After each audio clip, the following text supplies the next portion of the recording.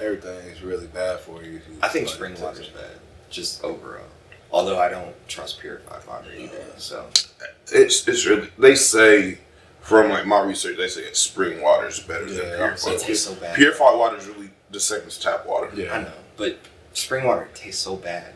I don't understand why it tastes so bad. I can't agree with that because as a spring water drinker, for the past year, purified is trash. Yeah, I drink like literally. Like you can taste like the chemicals in purified. I like that. You can technically go to your sink, pour a glass, and it's purified water because they did something to purify it. But it's just glorified tap water. Yeah, that's all that is. It's all bad. Just drink Red Bull. Man, it gives you wings.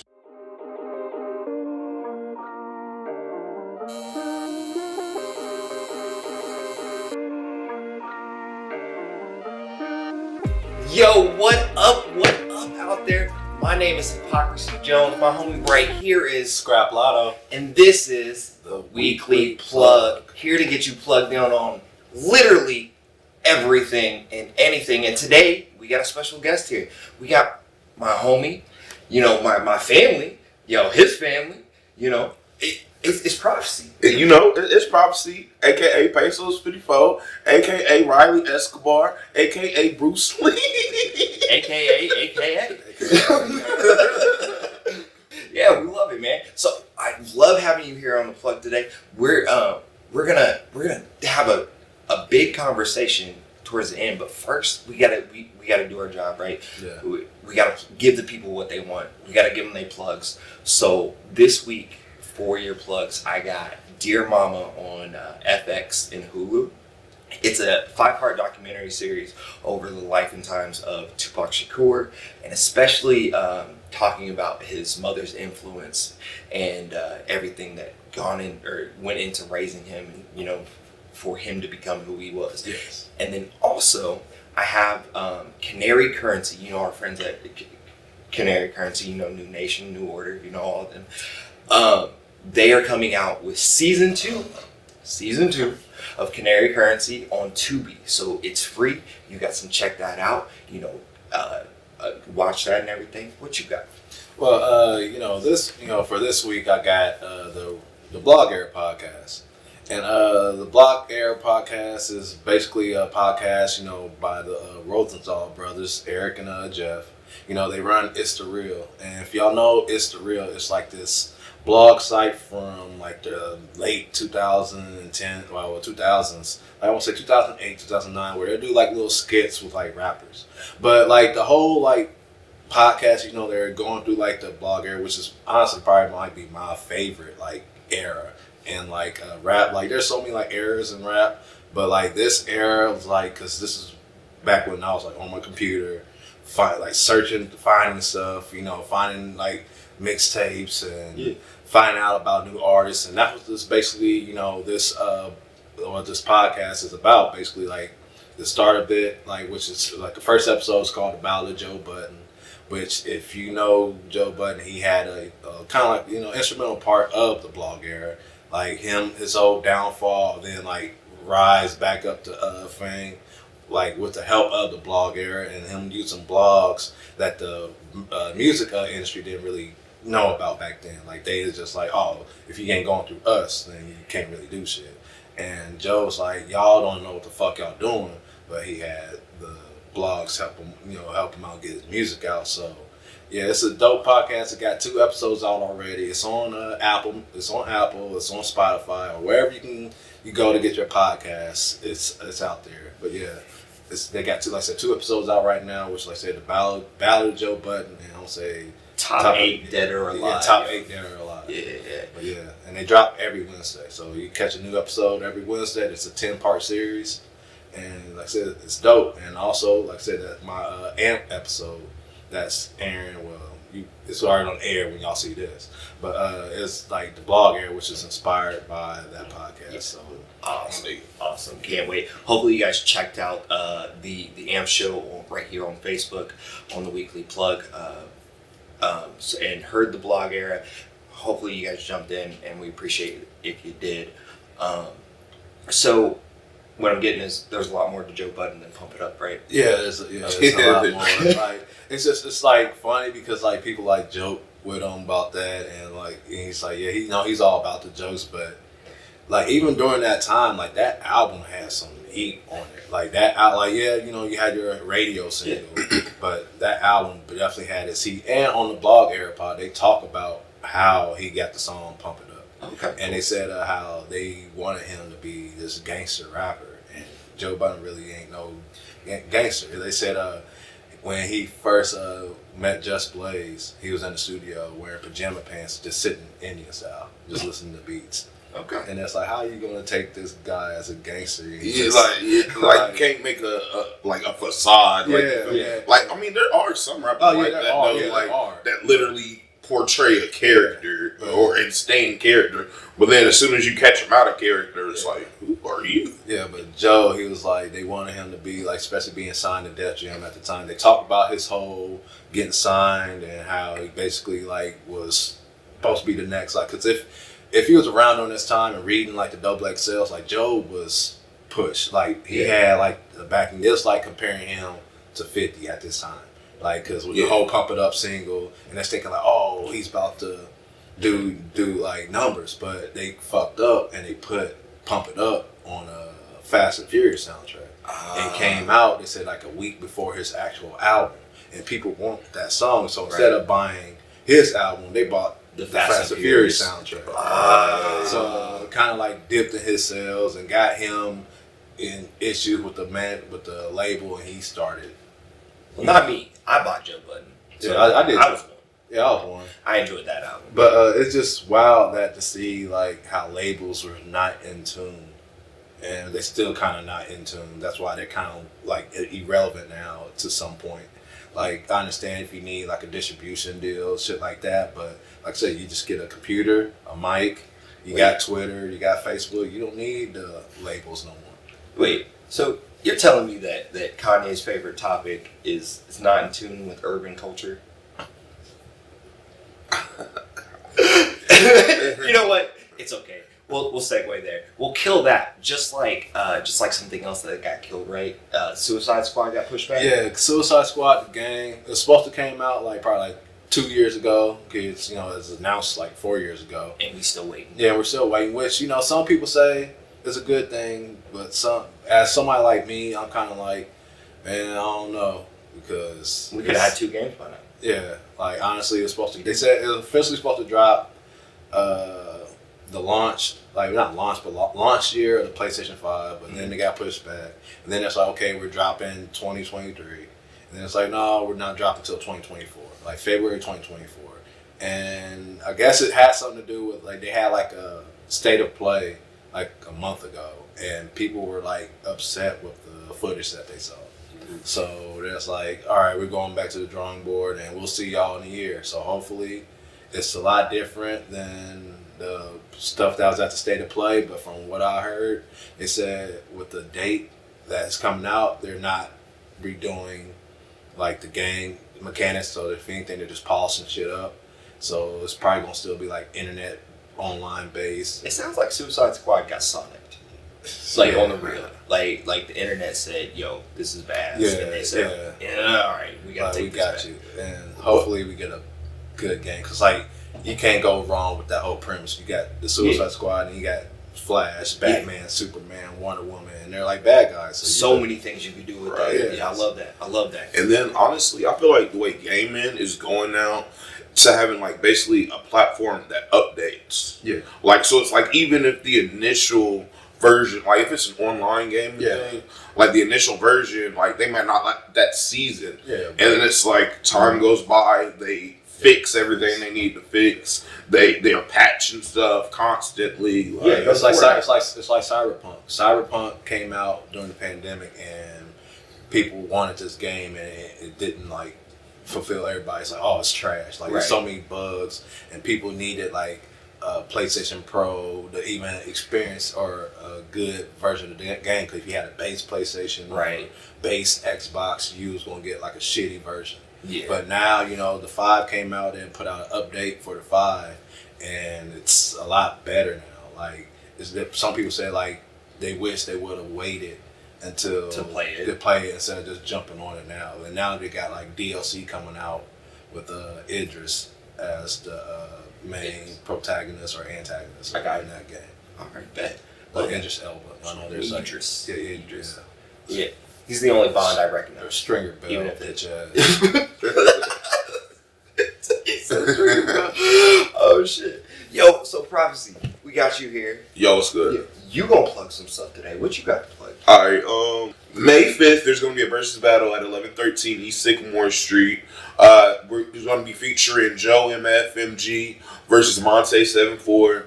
There's also going to be rap battles with Uzi versus Jody Joker. We have Draco versus Lotto. And yeah, your boy Pesos 54 versus Guapo Vega.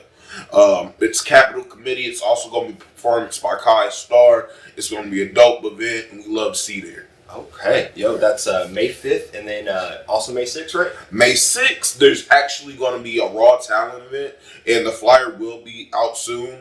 But definitely come check it out, and just stay tuned for the flyer. Yo, it sounds like they got your Cinco de Mayo hype. You know, see what I did there? Yeah, Cinco de Mayo weekend is definitely going up. You know me, I'm on Pesos. That's what's up. That's what's up. I can't wait for that. So those are our plugs for the week. But now we gotta get into some meat, right? We got a little bit of a conversation. You sparked some conversation this week. You know, on Twitter, I saw you throw some shots at Jim Jones and stuff. And like, yo, Capo, what's up, yo? Well, in the world of hip hop, you know, people have opinions. Like, you know, so people like lists and people like, you know, entertaining these lists. And I don't think people understand the concept of these lists. Like, yeah, they're here Like to strike conversation. Like, well, yeah, but this is like more of a 60-degree spin if you're not from the site for culture. Right. You know what I'm saying? Well, we gonna get the car wheels going. I bet. Jimmy, let me see the car. Let me see what's going on with my man. Certain list causes like Yeah. competition. yeah. And there's Billboard did their top 50, you know, rappers. So for the 50th anniversary of hip hop, they did their top 50 rappers, and Pusha T was on there, and Jim Jones took offense to that because, you know, he's saying that Pusha T isn't a top 50 rapper and he hasn't, you know, influenced anybody or told or had anybody like say like, oh, Pusha T, you know, I want to be Pusha T. Yeah, and then that's just so cap because honestly, everybody that's ever been a rapper has rapped on to the grinding beat, on the table, on a desk, whatever. Even beatboxing it, Yeah. like I literally can't even make any other beat. Like, See, I was going to say, look, for the last 30 years, or something like that. Yeah. So I'll say 20. Although I've heard 20 years. 20, Yeah. I'm old. All I've been hearing is bros being bored at the desk at school going, da-na-na-na. Yeah, it's like, Tell me that's not yeah, influential. see, you got that. We can even get into Bape because, like, Thank you. people won't always talk about Wayne and Bape, but they don't remember a beef started. That's how the beef started between Pusha T and Wayne because, like, they was rocking with Bape because, you know, Pharrell. Yes. And, you know, Yeah. Nigo, you know, they was so they was close to Bape. Yeah. They was rocking Bape before it I was remember even this. out there. Yeah. And then Wayne started rocking Bape, and that's when it really like blew up, and they came up with the song "Mr. Me Too," which they wasn't even talking about Wayne, and Wayne thought they was talking about him. That's when he went on the Double XL talking all that shit. yo, that makes sense. Well, I could see like it's just like in the midst of having like an altercation, if another artist does like it you know, you think it's about you, like, or at least it crosses your mind. Yeah. And that's how, you know, that started with them, and then, you know, that beef, you know, was still around. Yeah. And Drake ended up inheriting that beef because he made the Dreams, Dreams Money Can Buy, and he threw some shots at Pusha on that song, and Pusha like, oh, I hear everything. I don't understand why they can have a beef with some dude that created their grandpa's catchphrase. The only reason Birdman goes "Brr" is because of the clips. What happened to that boy? Yeah. To that boy, he was Like, talking, put a clap into And that. rumor is that another rumor is that's another reason why Pusha T and didn't really rock with them like that because I guess they said Birdman didn't pay Pharrell and them rightfully for the beats, which he's known to do. He's known not to pay his producers. Yeah. So they said that could be a start of why He don't be paying people. Yeah. He hold back albums. I think he still got some Wayne's money. Yeah, I'm sure he does. He paid him some of it, but I don't think he gave him all of it. And this is what happened. But Wayne is at fault because Jay-Z tried to get him out of that situation. Mm-hmm. But he told, he ended up telling Baby that, hey, Jay-Z is looking to sign me to Def Jam, and I'll start my own label over there. And I guess Baby sent a cease and desist letter to Jay-Z, and ended up giving Wayne his own Young Money and stuff over there with Cash Money. So Wayne, I want to know what would happen. Where would Wayne be now if he would said fuck Baby and went with Jay-Z and had his own little stuff over with Def Jam? That's really, really interesting. Because I felt like he still had his model. He was still doing the mixtapes and still doing this and that.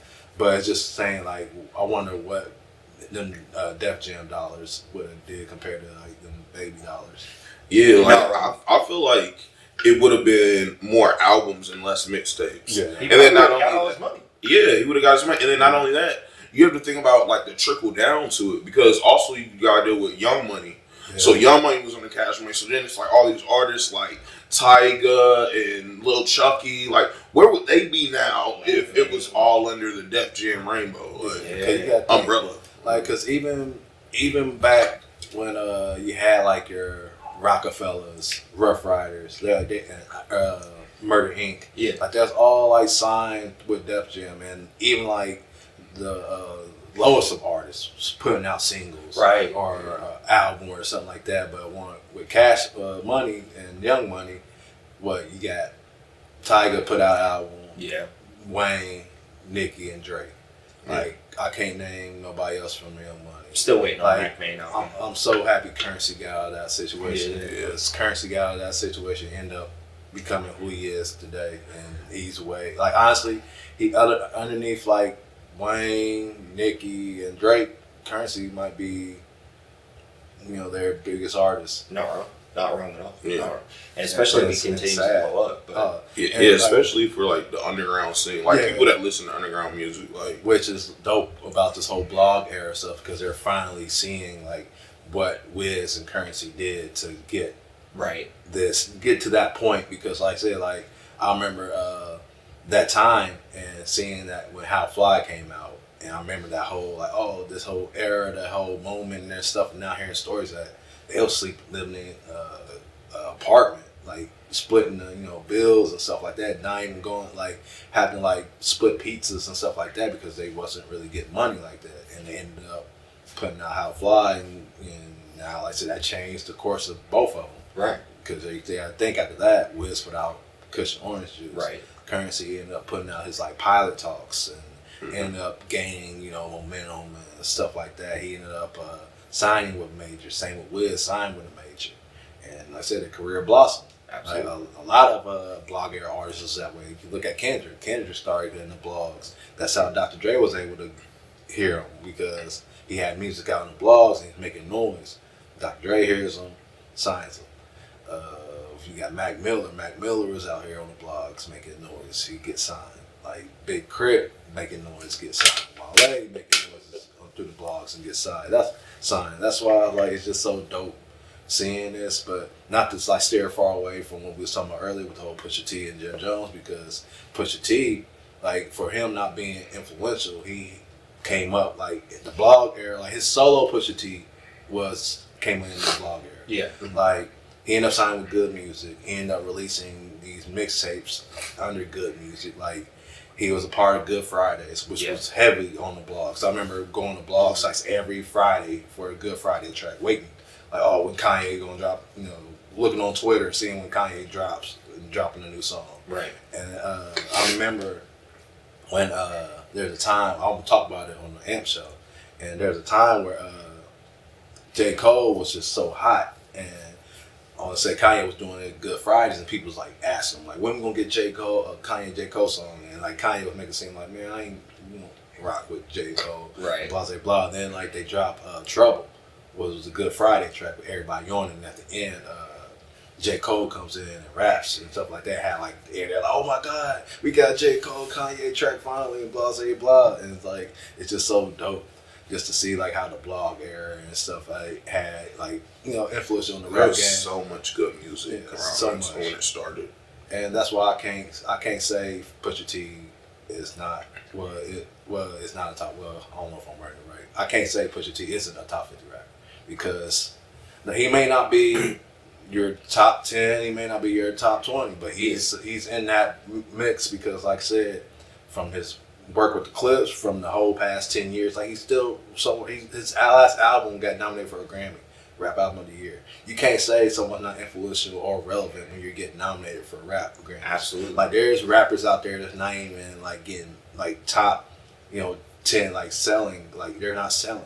So how can you tell me, for example, Big Sean is a top 50 rapper over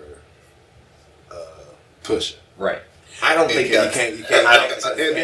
And then also it's like, what are you basing like what is top? Like are you talking about sales? Are you talking lyrical ability? Because you also, I'll say 6ix9ine is arguably a top 50 rapper because he continuously made hit after hit after hit, regardless of his image or like how he was doing. Like I can't agree with that. I can't agree with people saying bringing that into an argument. Yeah, that's what I'm just saying. That's why I said when you make like what's it based off of? Like, according to Jim Jones, it's all about swag and stuff like that. I can't. Jim Jones is not even the most influential rapper in his own group. He's not. So let's have he's that. He's literally the least. Like he, because at least with Freaky Zeke, we got that interview about how he put him in the full Nelson. The only thing I could say, Jim, like he had the balling record and stuff like that, and he had like I remember that whole vamp period when everybody's like, oh, we vamping, we staying up late, then. But then again, he probably could just rode that wave because he does seem like a wave rider. Because he's like 50 years old, dressing like he's 25 still. Yeah, free away. So, yeah, especially, he should be home soon. Like, I was listening to his podcast that they was talking about his case. Yeah. I want to say they said he should be home this year, 2023. So, shout out to Max B. He's part of the blog era movement too. Like, that's one of my favorite rappers. And he was like with Jim Jones, but I feel like that was like Jim's, his not ghostwriter, but like he got so much influence off Max. He got so much influence off Max B. You can hear it on I'll say what's that album Summer with Miami all the way up the ball. All the way up the ball. You can just tell like Max B was influencing Jim Jones. So I can't say Jim Jones wasn't out here doing stuff because he gave us Max B. Right. But I can't say he's better than Pusha T. I don't think he's better than Pusha T. Like he had people start bringing Jim Jones up because I don't say ever since 2017, he's been putting together good bodies of work. His flat I'll say from 2017 to 2020, he gave us 3 dope albums. And then after that, he just gives shit. Yeah. So he's balancing it now. So you can't talk when your last 2 albums has been trash. No, right. And Pusha T's last 2 albums been Grammy nominated. Right. Yes. And then also it's we're getting up next, so it's we can remember certain things. But if you ask somebody that's 21, the only thing they know Jim Jones from is Love and Hip Hop. Yeah. But they know that Pusha T's active rapper, whether they listen to him or not. Yeah, you gonna know. Pusha T may not be your favorite, but I bet you can name a good chunk of Pusha T songs, or you heard him on something. All I'm saying is that Lord willing probably got me through the last 20 years of my life, on some real shit. Same with Hell Hath No Fury. Yes. He was so dope on that album. If you go back and listen to that album and listen to Pusha T rap, he said that he studied Biggie's flow, and the whole album he's rapping like Biggie, And if you go back and listen to the album, you can hear how he was like, oh shit, he was basically inspired by Biggie throughout this album. Well, I think the way that he incorporates his storytelling and always has incorporated his storytelling, especially in, all of his songs, is you can see the influence that he got from Biggie, which love that. And Shout also, out Biggie. Yeah, and also, I never listened to a Jim Jones song and felt like, man, maybe I should start selling drugs. But I have definitely listened to a Pusha T song and been like, yo, I can flip that. Maybe I need to start getting a scale and a baggie. I don't even know why I want to sell dope right now. Because he gives you I feel like there's 3 artists, rap artists that, there's more out there, but 3 artists that I listen to that I get a real feel when it comes to the drug game, and that's Jeezy, Hove, and Pusha. Because they don't give you, I feel like some artists just give you the glamorous style of the game, we out here getting money, but they don't give you the bad side. No, they don't tell you the raw. They tell you the bad, and then the conviction in the voice. You can just tell, and that's why those 3 are my go-to when it comes to listening. Not saying you got T.I.'s, you got your Gucci's, you got all these got your Yo Gotti's, but they're all flamboyant with it and talking about what the drug gang done did good for them. So I had to worry about other motherfuckers out here trying to rob me, or I got worried about the jail sentencing, or I got worried about motherfuckers snitching on me and all this and that, because that shit really happened. Pusha T and them dodged some shit because the guy basically he's a snitch, and he's y'all don't have to worry about it because I'm not saying nothing on y'all, but these other guys I'm cool with. Gee. That's why you got the song from Pusha, Sorry Nigga, I'm Trying to Come Home. And he's talking about him on that. Yeah. I mean, Pusha's always been raw, in my opinion. And him and honestly, I'm going to say, I felt like Malice was pretty raw, too. I feel like he was the better, Malice was the better one, but you got to understand, I feel like Pusha was more into the streets. So he was going to give you Malice took that Mace path, which is okay, nothing wrong with that. He's doing a little bit better than Mace with it. The last 2 songs I heard Malice on, it got me, I want a quick Clips album. I want one more. If we get I know they teased it because they had the 20th anniversary of Lord Willing, I won't say it was last year, and they had a little panel, and they kind of teased they're working on something. So hopefully we get something soon. But I know Pusha got Gangster Grills coming this year, he said. So. And then even though Malice took the route he did, he can still as an artist, you can't incorporate your old life to your new life. I went from this to this. It's how, for example, with Drake. Drake really isn't grown. He grew as an artist to me, but it's certain music. It's I feel like it was recycled. This, his new song. I feel like it's a song they could have dropped 7 years ago. And it would be oh, dope. That's why it's not really hitting now.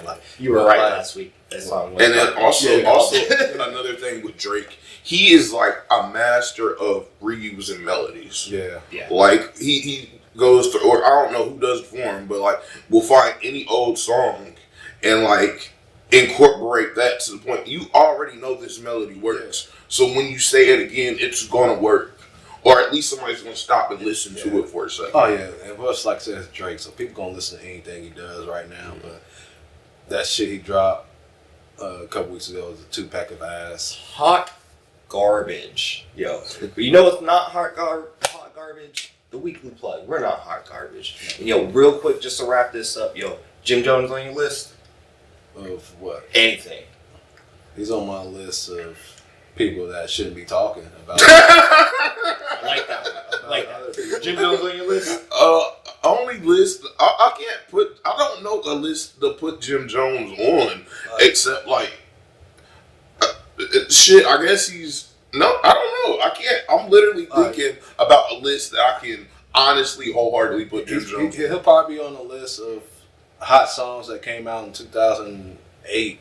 Well, no, Ballin' came out in 2006. So yeah, 2006 So he'll probably be on that list. Oh yeah, top 10 songs of 2006. Yeah, there's like a list of top 10 songs of 2006. Ballin' probably gonna be on that list, but I don't have him on any other list. Just random phrases you yelled in middle school. Yeah, I think like he's a hype man that found his lane. Absolutely. I remember seeing him on Rap City with Cameron, and Cameron was telling him to hit cartwheels, and he was out there hitting cartwheels with Cameron. Man, we gonna get the cartwheels going. I bet. Jimmy, let me see the car. Let me see what's going on. It's my man.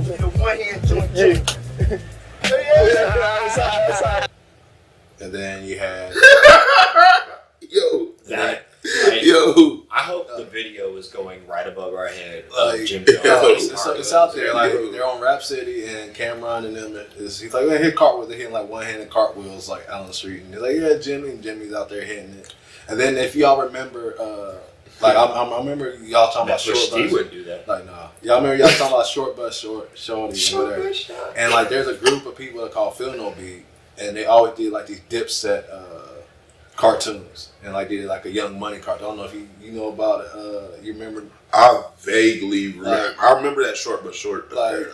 Like they had like a cartoon, and they did like Dipset, like like each episode was like a Dipset one, and that's how they really started off. Yeah. And in every episode, like Jim Jones was always the dusty looking guy. He had like stains. That's in real life. Like stuff like that. And like at the end of every episode, Freaky Zeke would always get arrested because Freaky Zeke would be like on the block selling drugs, and then the police would pull up on him like, Freaky, we done got you again.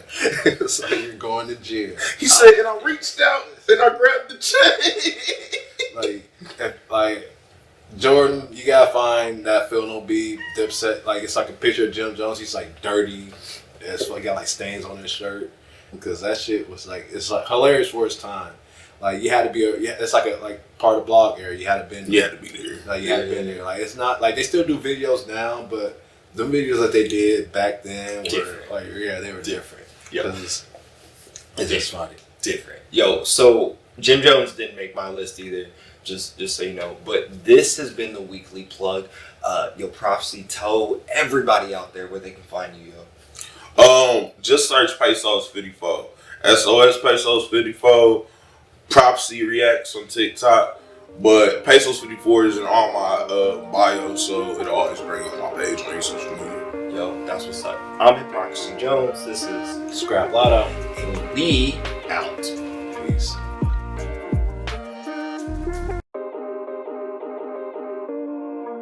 Yo, I hope you enjoyed this week's episode of the Weekly Plug. You got plugged in. Again, my name is Hypocrisy Jones. You can find me on Facebook right there. You can also find me across all social medias at Curator Bell, whether that's Facebook, Instagram, Twitter, whatever you have. Tell them where they can find you. You can find me on Facebook at Scrap Lotto, same with Twitter at Scrap Lotto, and you can find me on AMP at The Scrapyard. Probably find us at your mom's house too.